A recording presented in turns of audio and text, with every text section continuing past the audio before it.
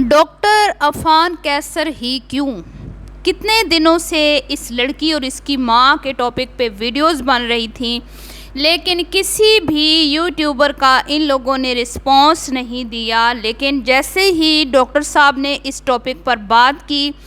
तो फ़ौरन ही फ़ातिमा की माँ आयशा नामी ख़ातून का रिस्पांस सामने आ गया। उसकी क्या वजह है, इस पे बात करेंगे। और जो इसने कल के व्लॉग में स्टोरी सुनाई, ठीक है, एक तो ये कहा कि हम कोई गलत काम नहीं कर रहे, हम अपना काम कर रहे हैं, ठीक है, हमें हमारा काम करने दिया जाए। और साथ में हमदर्दियाँ बटोरने के लिए जो एक फ़ेक स्टोरी सुनाई, फ़ेक स्टोरी शेयर की, हमेशा की तरह झूठ बोला, उस पर भी मैं बात करने वाली हूँ। वीडियो को आपने स्किप नहीं करना, चैनल को करना है सब्सक्राइब, वीडियो को लाइक और शेयर करना है। अस्सलाम वालेकुम जी, कैसे हैं आप सब? उम्मीद है कि आप सब ठीक होंगे और अपनी फैमिलीज़ के साथ सेफ़ होंगे। अल्हम्दुलिल्लाह मैं भी बिल्कुल ठीक हूँ। तो जैसे जैसे इन लोगों पे क्या कहते हैं वीडियोस बन रही हैं, तो ये आहिस्ता आहिस्ता खुल के माँ बेटी सामने आ रही हैं, ठीक है। अब मामला ये है कि ये कोई पहले लोग नहीं हैं जिन्होंने ये बात की है कि इनके पास कंटेंट नहीं है। मतलब कि जैसे ही इन्फ्लुएंसर्स पर और इन जैसे टिकटॉकर्स पर, भिखारियों पर हम लोग बात करते हैं, तो सबसे पहले जो इनकी बात होती है ना, सामने से जो रिप्लाई आता है वो ये आता है कि भाई आप अपना कंटेंट लाएं, आप अपना काम करें, कुछ अपनी व्लॉगिंग करें, कुछ अपनी जो है ना क्रिएशन लाएं, आप हमारे पे बात क्यों कर रहे हैं। मतलब कि ये जितने भी ऐसे चैनल्स हैं जो बुराई के ख़िलाफ़ आवाज़ उठा रहे हैं, उनको ये खामोश करवाने की कोशिश करते हैं और उनको ये कहते हैं कि आपका कोई कंटेंट नहीं है, ठीक है। हालांकि अगर देखा जाए तो असल में तो ये कंटेंट है जो हम लोग इस मुआशरे में बढ़ती हुई बेहयाई और यानी के ख़िलाफ़ आवाज़ उठा रहे हैं, क्योंकि हमारे अंदर एक कूड़न है, हमारे अंदर एक जलन है कि जो हमारा मुआशरा है वो एक कहते हैं ना तेज़ी के साथ जो है तबाही के तरफ बढ़ता चला जा रहा है। दुनिया जो है वो तरक्की की तरफ बढ़ती चली जा रही है और हमारा मुआशरा जो है वो ज़वाल पजीर होता जा रहा है। और हमारी नौजवान नस्ल जो है आज जिनके हाथ में पहले बुक्स होती थी, ठीक है, कलम होता था, आज उनके हाथों में मोबाइल है और आज वो बड़े बड़े इन्फ्लुएंसर्स के घरों के सामने कतारें लगा के खड़े होते हैं, सिर्फ इसलिए कि उनसे एक शाउट आउट मिल जाए, हमें वो बाहर आए किसी तरह और हम उनसे शाउट आउट ले लें। पहले हम लोग देखते थे कि नया नया यूट्यूब आया था तो बच्चे अगर आ भी रहे थे, कुछ लोग आ भी रहे थे, अगर यंग जनरेशन आ भी रही थी तो कुछ स्किल्स लेके आ रही थी, कुछ सीखने और सिखाने आ रही थी, ठीक है, तो कुछ फ़ायदा भी हासिल हो रहा था। अब क्या है, बस एक मोबाइल है और आप अभी मैं रजब के घर जा रहा हूँ, अभी मैं जुल्करनैन के घर जा रहा हूँ, अभी मैं डक्की के घर मतलब आप जब यूट्यूब ओपन करते हो ना तो एक लंबी लाइन होती है न्यू यंग बच्चों की, जो टीनेज बच्चे हैं, ठीक है, जो कभी रजब के घर के दरवाजे के सामने कतारों में खड़े हैं, कभी किसी के। तो ये सिलसिला जो है अब तूल पकड़ चुका है और तेज़ी के साथ ये चीज़ जो है ना एक वायरस बन के हमारे नई यंग जनरेशन के अंदर फैल चुकी है, सरायत कर चुकी है। तो ये कूड़न और ये जलन, अगर हम 2-4 लोग हैं टोटल, कुछ इतने ज़्यादा इस तरह के चैनल्स नहीं हैं, आवाज़ इसके अगेंस्ट उठा रहे हैं, तो इन लोगों को भी खामोश करवाने की कोशिश की जा रही है। अब ये पहली वीडियो नहीं थी, फ़ातिमा और इसकी माँ आयशा के अगेंस्ट पहली वीडियो नहीं थी। आप लोग सोचें, गौर करें इस पर, ये एक पॉइंट है, इस पे आपने गौर करना है कि आखिर क्या वजह बनी कि डॉक्टर साहब को ही इन्होंने रिप्लाई किया, क्योंकि इनको पता है कि वो एक शख्सियत हैं, इनको पता है कि उनका एक नाम है पाकिस्तान में, लोग उनसे मोहब्बत करते हैं और उनका एक पॉजिटिव कंटेंट है, वो उनके अंदर एक कूड़न है, जलन है नौजवान नस्ल को लेके, और वो हमेशा इस तरह की वीडियोस बनाते रहते हैं और अपनी नई जो जनरेशन है उनको समझाने की और उनके पेरेंट्स को समझाने की वो नाकाम कोशिश करते रहते हैं। कभी ना कभी कहते हैं ना, पत्थर पे एक एक कतरा भी गिरता रहे तो सुराख हो जाता है। तो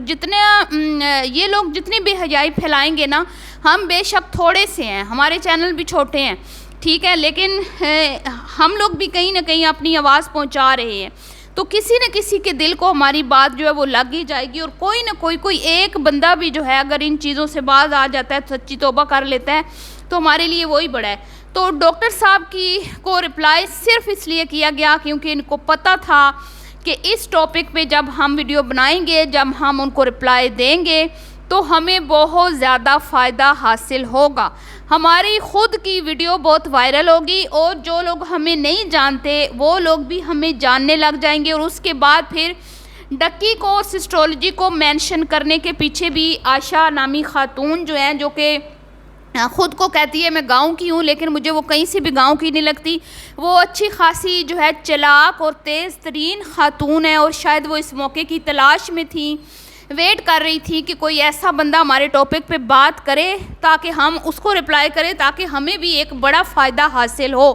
ठीक है, इसी तरह उसने झूठी सच्ची कहानियाँ सुना के आपको बुद्धू बना के आज वो इस लेवल तक पहुंच चुकी है कि बड़ी बड़ी शख्सियात, जो बड़ा बड़ा जिन लोगों ने इस मुल्क के लिए काम किया है, उनके ऊपर वो तनकीद कर रही है, उनको रिप्लाई कर रही है, उनको जवाब दे रही है और उल्टा उनको बोल रही है कि अपना कंटेंट लाएं और आप जाहिल हैं, आपको पता ही नहीं है कि टिकटॉक है क्या।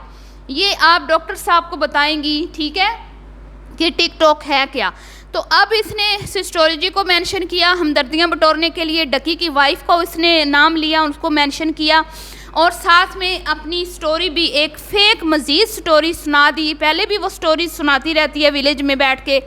उस वीरान गांव में उसने आपको बहुत सारी सच्ची झूठी कहानियाँ सुनाई।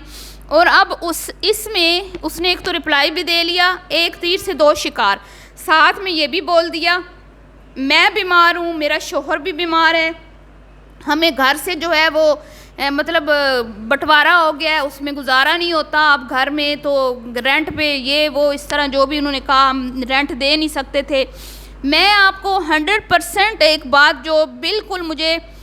मेरे रिसोर्सेज से पता चली है कि ये इसने झूठ बोला है, इसने झूठी कहानी आपको सुनाई है कि भाई हमारे ससुराल वाले ने बंटवारे कर दिए और ये वो, और हम रेंट नहीं दे सकते थे, हम इतने गरीब थे। ये बिल्कुल इसने फेक स्टोरी सुनाई है।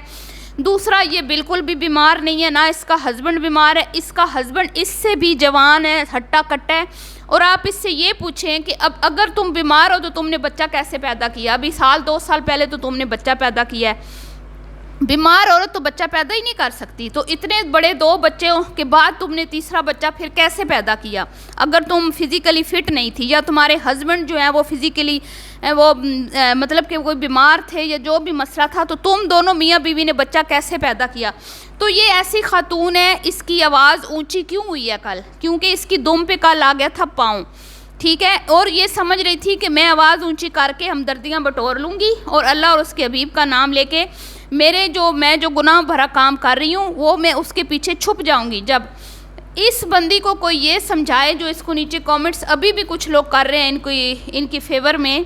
ठीक है, ज़्यादातर लोगों ने तो डॉक्टर साहब की बात का बोला है कि उन्होंने बिल्कुल हक और सच की बात की है, और तुम लोग जो बेपर्दगी को और फाशी को प्रमोट कर रही हो, आप लोग इस चीज़ से बाज आ जाओ। लेकिन वहाँ पे बहुत सारे लोग हैं जिनमें ज़्यादातर मैंने देखा है जिनके चैनल्स हैं, ठीक है, जो अभी सोशल मीडिया पे काम कर रहे हैं, उन लोगों के कमेंट्स हैं और वो समझते हैं कि शायद हम लोग ये जो माँ बेटी हैं ये तरक्की कर रही हैं तो कोई इनसे जलता है। तो पहली बात तो ये कि इस हराम की कमाई से अगर कोई सच्चा मुसलमान है ना, तो इस तरह बेटी को बिठा के हराम की कमाई हुई दौलत से कोई भी जलता नहीं है, जो मुसलमान है, सच्चा मुसलमान, जिसके दिल में ना ईमान है। दूसरी बात ये कि अल्लाह और उसके हबीब का जिक्र करते हुए मेरे ख्याल में तुम्हारी ज़बान जल जानी चाहिए थी, और तुमने ये हमारे प्यारे आका सल्लल्लाहु अलैहि वसल्लम ने तो गुर्बत को पसंद फरमाया है, उन्होंने तो अपनी ज़िंदगी गुर्बत में गुजारी। अब जब तुम उनका नाम ले रही हो तो फिर गुर्बत को भी पसंद करो ना। फिर तुम ऐसे क्यों कहती हो कि हम गरीब थे तो हमने ये काम शुरू किया? क्या